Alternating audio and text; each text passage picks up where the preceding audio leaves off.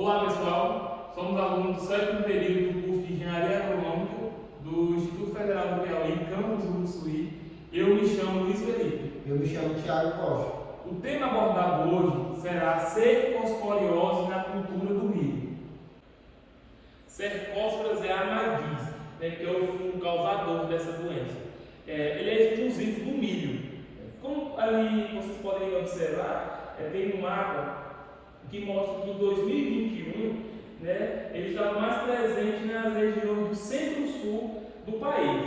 Então essas lesões, esse fungo ele ataca a parte aérea da planta, causando os danos na produção.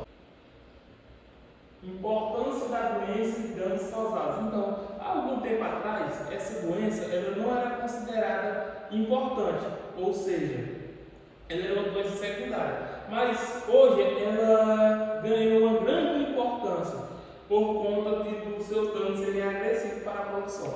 Como vocês podem ver, aqui nessa imagem, desse lado aqui, essa parcela, ela tem a presença da doença, tem a presença do fungo aqui, a uma planta doente, e nessa outra parcela não. Por quê?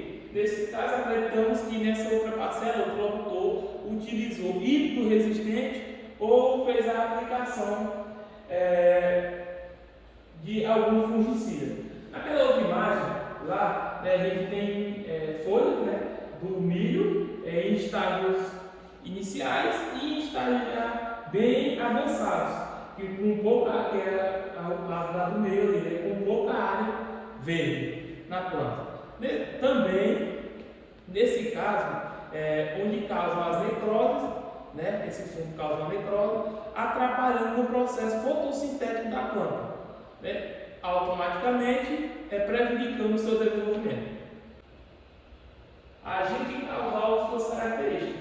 Então, a Cercospora zeamyvis, ele é um fungo, e como diz aqui, ele é um fungo mitospórico e sua fase perfeita é atribuída aos homicetos Mycosphera. Então, de 22 a 30 graus Celsius, com a umidade de 90%, é onde esse fungo fica mais suscetível ao ataque à planta.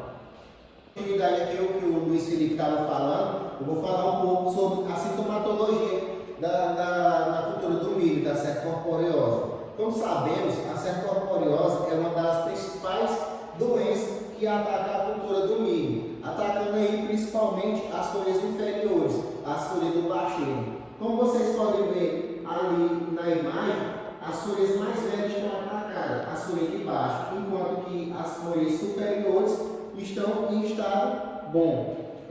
As lesões são bem características dessa doença, são caracterizadas por lesões estreitas de 6 milímetros a 4 centímetros de largura e são bem fáceis de identificar no campo. As lesões jovens têm cor amarelada, quando se tem início, que nem ali na imagem, quando se tem início, essa lesão é caracterizada por pequenas manchinhas amareladas e podem mudar de cor, de acordo com a temperatura e a umidade. Mas quando que ela muda de cor, ela está se destacando de acordo com a sua severidade, o seu grau de estar afetando muito mais ali o plantio de milho.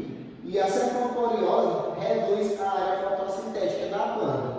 De acordo com essa doença vai avançando, ela vai reduzindo a sua área.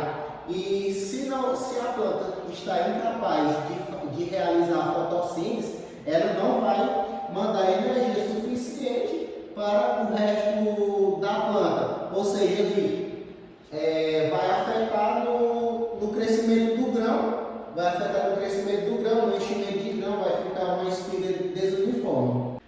Eu vou falar aqui um pouco agora sobre o controle, os métodos de controle para controlar a cercosporiose na cultura do milho. Como vocês podem ver, eu trouxe 3 dos principais controles que são utilizados para controlar essa doença. O controle genético. O controle genético, hoje em dia, é um dos principais, é o principal a controlar essa doença. Mas como? Através de híbrido resistente. As empresas hoje estão criando híbridos que são resistentes àquela doença. Ou seja, se você é um produtor material, seu híbrido cultiva um exemplo, 160 sacas por hectare, e no outro ano você investe em um material genético, um híbrido novo, mesmo que ele produza menos, mas que ele seja resistente àquela doença. E também vocês podem entrar fazendo a rotação de cultura, que entra aqui o controle cultural. Mas com que você vai fazer essa rotação de cultura? Com soja, você pode fazer com soja, com algodão, feijão. Você não pode fazer rotação de cultura do milho com espécies da mesma família dele, porque será atacado, será suscetível àquele patógeno, àquela doença. E aqui também temos o controle químico, que é muito utilizado hoje. Só que você deve ter um pouco de atenção aí quando se vai utilizar o controle químico. Deve levar em consideração o enunciado da bula. E aqui eu trouxe alguns fungicidas que são utilizados para o controle da cercosporiose, a azoxastrobina mais ciproconazol e a tetraconazol. Aqui eu trouxe para vocês um esqueminha aí que é do ciclo da relação da doença na cultura do milho. Como vocês podem ver, aqui temos uma planta infectada, uma planta de milho infectada. Aí, a partir da colheita, esse fungo ele é capaz de ficar no resto de cultura e ele pode passar anos ali. E aí é onde que os conídeos, que são os esporos desse fungo, vão se espalhar através do vento para a lavoura do vizinho ou para a sua própria plantação na sua fazenda. Se você plantou um milho mais novo, ele pode se fazer essa dispersão. Ou seja, aí vai haver outra infecção da doença na cultura. E através dessa infecção vai ocorrer infecções secundárias a partir de folhas infectadas. E assim, se você não fizer